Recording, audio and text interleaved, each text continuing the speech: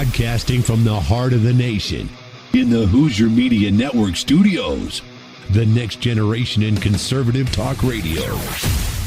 This is the voice of reason. We're really excited to have on the program as he is a cultural expert. He is author of the upcoming book, Truth in the Age of Applause, How Stupidity is Ruining the American Dream. Happy to have on Dr. Andrew Fox. Andrew, how are you, my friend? Great to be with you, Andy. Fantastic. Yeah, happy 4th of July, happy Independence Day weekend to you. I love this. It seems like the stars aligned for this one.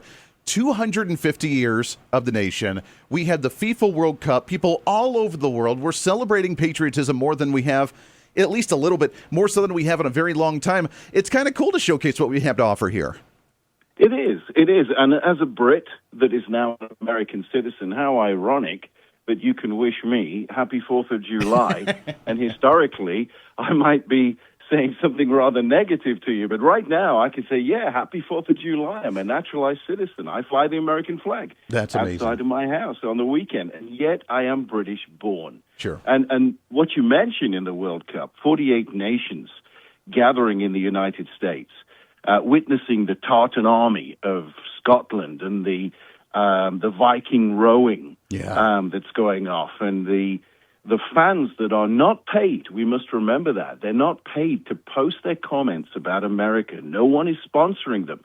No one's agenda is behind it except pure American hospitality. They came, all these nations, expecting controversy and political divide, and what they found was the real American person who is welcoming, who is hospitable and friendly. The Freddie guy from Germany, who's totally enamored by Buc-ee's and Brass pro shops and giant supermarkets and pickups and free refills and bread at Texas Roadhouse and, you know, the self-service ice machines, all this stuff you don't get in other countries.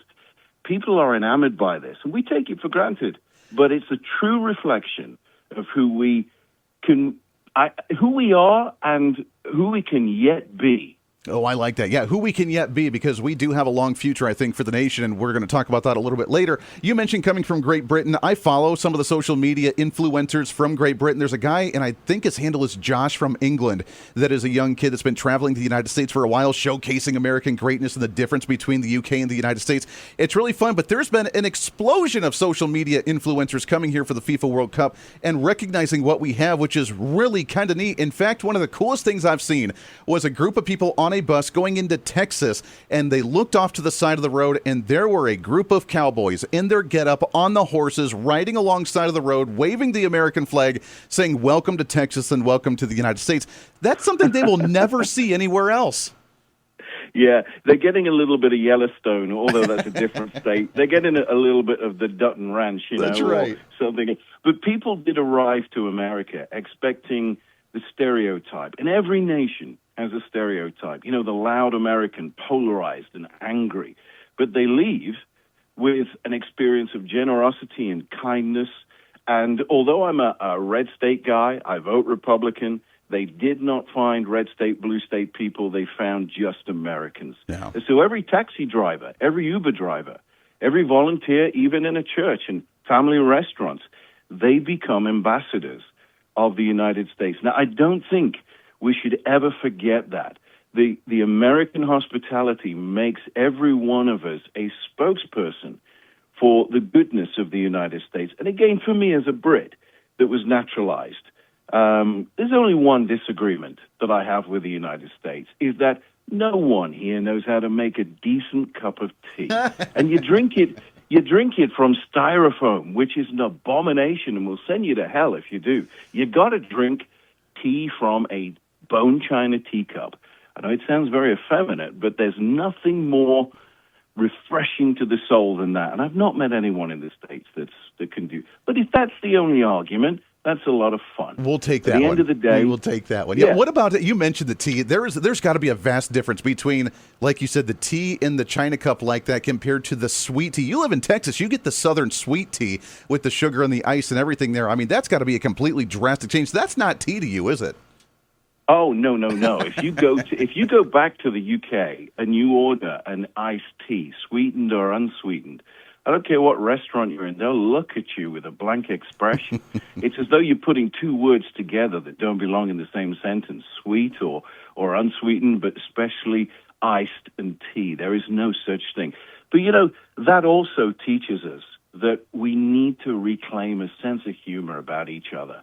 It's okay for people in Florida to poke fun at Texas and Texas to poke fun at New York. Well, New York's a prime example of everyone poking fun at it right now. That's right. We mustn't lose the sense of humor. The World Cup's not going to resolve America's divisions. Neither is the 250th birthday of America. But these two combined events remind us that we are capable of gathering around something that's much bigger than ourselves. It's like the civic glue. And when those soccer players are playing for 90 minutes, people that disagree on just about everything agree on this one thing. They want one side to win or the other.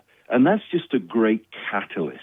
So maybe we need catalysts outside of the political voices to remind us that we're greater. We are more pleasant than the media make us out to be. Yeah, I really love that. And that's what I wanted to ask you is moving forward, after all of this is done, after the FIFA World Cup is over and everybody goes back to their respective countries, after we're done with our patriotism and America's 250th birthday here, the perspective of other people around the world about the United States, regardless of the negativity that we get from the mainstream media, the BBC, everybody else that tries to trash Donald Trump and America and whatever else they try to say around the world that gives us that negative stigma, does that stick? Does that hold moving forward after people came here and actually experienced what they did with American greatness, American exceptionalism, things that we have unlike anywhere, which every culture, every nation has their own unique things, which is really great. But the vastness of different cultures and different amenities in the United States, does that personal experience begin to push back on the narrative that's been created in the media for a decade or so? I think it does, and here's the reason why. It's a human experience that the voice of the people is always prevailing, it is enduring, that there are sacrifices along the way, that there is great struggle along the way, but the voice of the people, yesterday's decision by the Supreme Court is an example of that, although that's not the voice of the people, it's a representative of the voice of the people regarding transgenderism in sports. There is a prevailing in this. And when you look at the experiences that the Swiss, the Dutch, the Europeans, the French, the German, the Italians, people from the continent of Africa have experienced, that is greater than a selfie or a social media post. It's a memory. Yeah. And memories are difficult to erase. Now, we know that from tragic experiences where people will never forget. 9/11 is one of them. The children of certain disasters will never forget that. But the same is good for the positive as well. It's almost a reflection of what used to be can still be. And the memory is something you cannot take away. You cannot cancel it, censor it. You cannot tell a memory what language to use and what's culturally appropriate. So I would say, let's see about this euphoric experience of, like, Scotland out drinking the city of Boston. Can you imagine that? When they ran that up here, that is wild. That's another level how there. How do you out drink? And the police kind of took a step back and let them have their fun. There was no violence. There was no looting. There was no burning of cars. Just people letting loose. And I hope that happens over the July the 4th weekend, that with all sensibility, people will be sensible in their drinking, be sensible in their activities, but just let loose and have fun and celebrate the fact that we don't live in, Charlie Brooker's Black Mirror from Netflix. We live in a country where memories are created. I've lived here 26 years. I've created some great memories. Yeah. They've produced 3 grandchildren. No one can take that from me, Andy. Yeah. That's the thing that will prevail. Amen to that. I want to bring it to the home front for a moment and talk about the divisiveness. Even though we are putting on this front right now, there is a lot of divisiveness in the nation. And in fact, we hear people like Joy Reid that say that black folk aren't going to celebrate 4th of July this weekend and that minorities shouldn't celebrate it because of our past history. You come from a nation with a rich history. We have a rich history here in the United States. We've seen a lot of evolution within our society. But what do you say to people that say they don't want to celebrate 4th of July because of the negative part of our history? I think you cannot change the mind of a miserable little childish person. And who you quote, black people will not be celebrating as we celebrate. Oh, I can introduce you to an army of people of color, of different shades of brown and black, that will be celebrating, drinking their beer. They'll be having their cookouts and everything. We're going to have them on the street where we live, and there's at least 7 nations represented on the street that I live in, Georgetown, Texas, just north of Austin. So I think the minority voice gets the press coverage and becomes amplified to actually represent us all. But again, the World Cup is showing us that's not the case. Yeah. And no doubt there will be on local and national mainstream media outlets human interest stories of people celebrating the 250th year. Look, in all irony, historically, there would be people lining up outside of my house with their muskets drawn. I'd be in my red coat, and they'd be marching me off to the coast and putting me back on the Mayflower to send me home, or they'd shoot me dead. Now we get together over a barbecue. Yeah. And I think that has a lot to teach us. Enough of the racism. Enough of contextualizing things in the way they are never contextualized. Stop forcing the narrative down our throats and let people tell the stories. Yeah, and you know what? I hate to cut you off here, but you're right. When we tell our stories, then we can showcase exactly what we're all about. We got to take a break here. It's Andrew Fox. We got lots more coming up around the corner. Stay right here for your weekend edition of The Voice of Reason. We're having a fascinating conversation. Had to keep them going for the next segment here. Dr. Andrew Fox. He's a cultural expert, professor, and author of the upcoming book, Truth in the Age of Applause, How Stupidity is Ruining the American Dream. You can pre-order that one. Now, I got to ask you, Andrew, as we talked about the divide in the last segment, the unfortunate ability for people to hate the United States, to trash it, to talk about not celebrating America in 250th birthday, the Independence Day, 4th of July celebration. At the end of the day, though, even with them doing that, unlike other nations, they still have the right to do that. They still have the ability to go out and talk about whatever they want to, unlike in other nations. And that just reinforces the greatness that we have in this country, right? It's, again, going back to the World Cup, one thing you're seeing is CEOs and janitors and middle management from other nations and from this nation. They all go to see the same game. They've got the same amount of players representing them. They've got the same amount of time to play. It's the same game. They've got the same rules. And then they go out and they all have a drink together. Yeah. The politics is not being discussed. Trump is not being trashed. Yeah. Only the minor voice does that. We must capture this in our memories.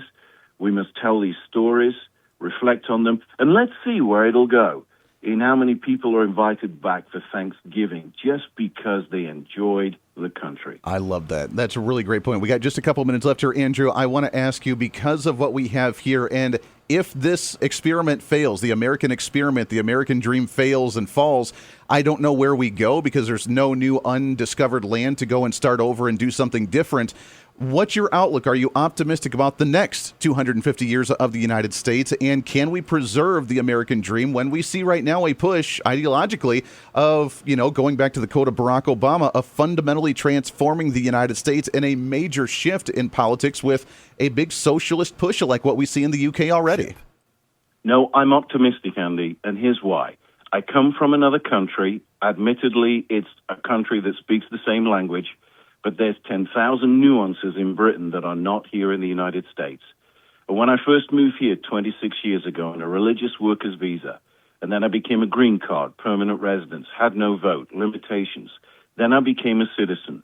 That whole process, that legal process that I went through, taught me to appreciate the country that I live in and the optimism that is here. The outside perspective is we have so many advantages, and we've discussed a few of them just in a humorous way, like food and beverage and hospitality, transportation, AC, accommodation, and so much more. But there are deeper issues that are uniquely the United States of America, that we can voice our opinion and not be taken away in the night by some secret service and sent to some camp that no one hears of us ever again. And and I know that happens in other countries. We must teach this in our high schools.